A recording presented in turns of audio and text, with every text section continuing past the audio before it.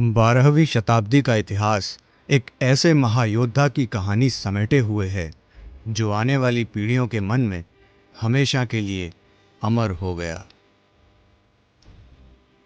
गजनी का सुल्तान मोहम्मद गौरी तलवारों के दम पर खून खराबा और लूटपाट करता हुआ पेशावर, सिंध और पंजाब पर अपना कब्जा जमा चुका था।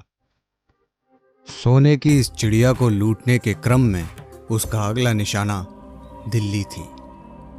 लेकिन दिल्ली के सिंहासन पर उस वक्त एक ऐसे राजा विराजमान थे जिनके नाम से मोहम्मद गौरी आगे बढ़ने के अपने विचार से सहम जाता था। वो राजा थे महाराज पृथ्वीराज चौहान। पृथ्वीराज चौहान बचपन से ही वीर, साहसी, बुद्धिमान और बलवान थे। एक बार उनका एक आदमखोर शेर से सामना हुआ, लेकिन थोड़े ही संघर्ष के बाद पृथ्वीराज ने उस आदमखोर शेर का जबड़ा चीर दिया। धनुर्विद्या में पारंगत पृथ्वीराज घंटों शस्त्रों का अभ्यास करते। पृथ्वीराज शब्दभेदी बाण की विद्या में पारंगत थे और ये बात उन्होंने अपने प्रिय मित्र चंद्रवरदाई को बताई थी। अपने पिता सोमेश्वर चौहान की मृत्यु के बाद कम उम्र में ही पृथ्वीराज को सिंहासन की जिम्मेदारी उठानी पड़ी।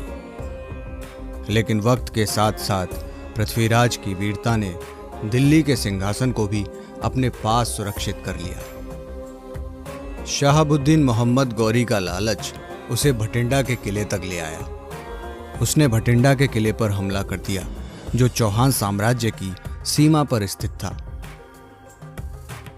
जब पृथ्वीराज चौहान को इस बारे में पता चला तो वो अपनी सेना के साथ रवाना हुए और दोनों सेनाओं के बीच तराइन के मैदान में युद्ध हुआ। इसे तराइन का प्रथम युद्ध भी कहा जाता है। मोहम्मद गौरी हार गया, उसे बंदी बना लिया गया। लेकिन जब उसने पृथ्वीराज के सामने दया की भीख मांगी तो सम्राट को दया आ गई। उन्होंने गौरी को छोड़ दिया। मोहम्मद गौरी अपनी जान बचाकर वहां से भाग गया। उधर कन्नौज का राजा जयचंद पृथ्वीराज की सफलता का घोर विरोधी था और पृथ्वीराज को अपना शत्रु मानता था। इसी शत्रुता के कारण उसने एक बार अजमेर के साथ युद्ध की घोषणा कर दी, लेकिन पृथ्वीराज और उनकी सेना के सामने टिक नहीं सका और शुद्ध होकर अपने महल में ही मुंह छिपाकर बैठ गया। पृथ्वीराज की वीरता के किस्से जब जयचंद की बेटी राजकुमारी संयोगिता ने सुने तो उनसे प्रेम करने लगी और मन ही मन उन्हें अपना पति मानने लगी। जयचंद को जब इस बात का पता चला तो उसने संयोगिता का स्वयंवर घोषित कर दिया। पृथ्वीराज को छोड़कर सभी राजाओं को निमंत्रण भिजवा दिया गया और उन्हें अपमानित करने के लिए उनकी एक मूर्ति बनवाकर द्वारपाल की जगह तैनात कर दिया गया। पृथ्वीराज चौहान को जब संयोगिता के प्रेम और अपने अपमान का पता चला तो वो अपने अभिन्न मित्र चंद्रवरदाई और कुछ सामंतों को साथ लेकर कन्नौज की तरफ रवाना हो गए। इधर स्वयंवर में कन्नौज के राज दरबार में कई राजा महाराजा भाग लेते हैं, लेकिन हाथ में वरमाला लिए संयोगिता सभी को पीछे छोड़ते हुए द्वारपाल के स्थान पर खड़ी पृथ्वीराज की प्रतिमा के पास जाती हैं। संयोगिता पृथ्वीराज की प्रतिमा को प्रणाम करके उनके गले में वरमाला डाल देती हैं। वहां उपस्थित सभी राजा चौंक गए और जयचंद अपनी बेटी की इस हरकत से गुस्सा होकर खड़ा हो गया। इससे पहले कि जयचंद कुछ बोल पाता, सम्राट पृथ्वीराज चौहान अपने घोड़े पर ही राज दरबार में प्रवेश करते हैं। अपनी प्रतिमा के गले में वरमाला देखकर वो परिस्थिति समझ जाते हैं और संयोगिता के इस विवाह प्रस्ताव को मान्यता देते हुए उन्हें अपने साथ घोड़े पर बिठा लेते हैं। साथ में ये चेतावनी देते हैं कि अब संयोगिता उनकी पत्नी है और वो उन्हें साथ ले जा रहे हैं। अगर किसी ने रास्ता रोका तो परिणाम का जिम्मेदार वो खुद होगा। बिजली की रफ्तार से उनका घोड़ा दरबार से बाहर आया और जयचंद देखता रहा। सब राजाओं के सामने हुए अपने इस अपमान का बदला लेने के लिए वो पृथ्वीराज के सबसे बड़े दुश्मन शहाबुद्दीन मोहम्मद गौरी से हाथ मिला लेता है।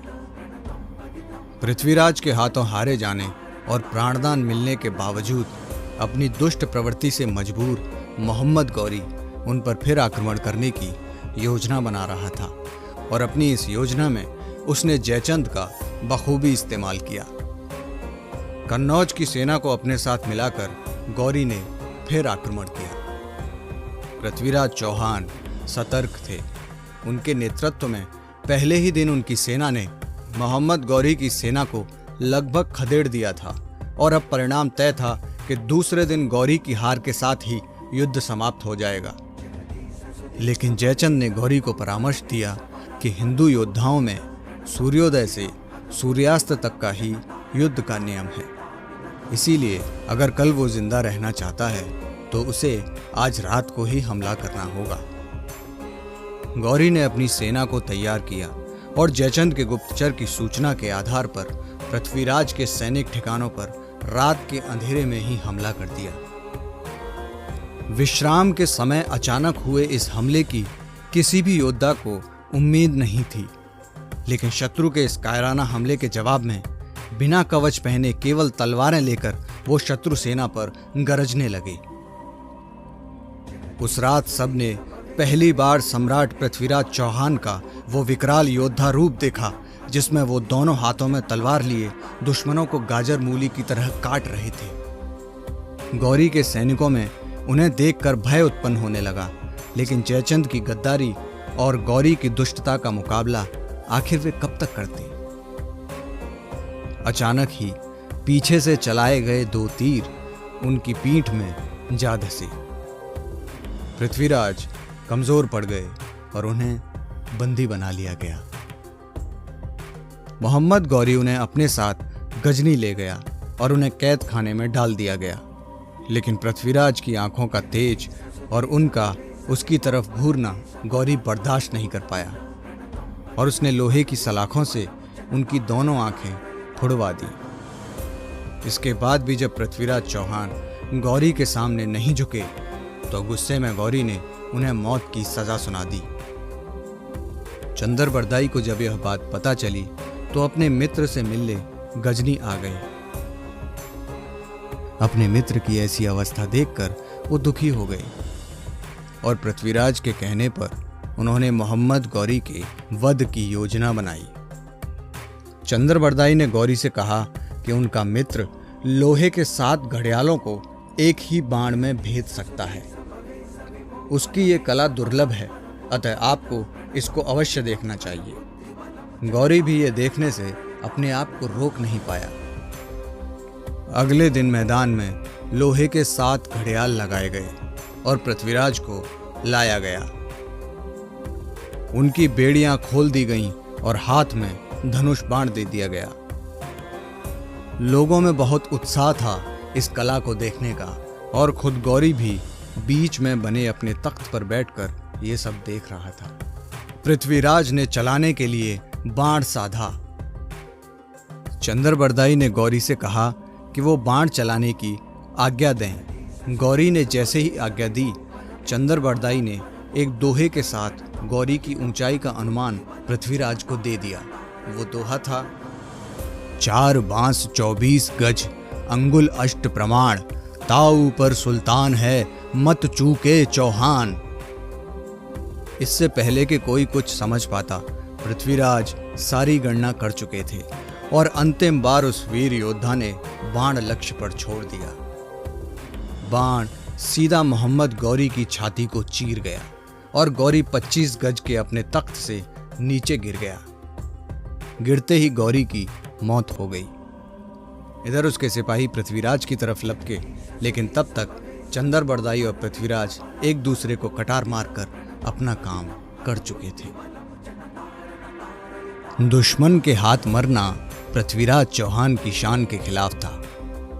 अंधा होने के बावजूद मोहम्मद गौरी जैसे आतताई का उसके ही घर में वध करने वाला वो योद्धा मरकर भी हमेशा के लिए अमर हो गया।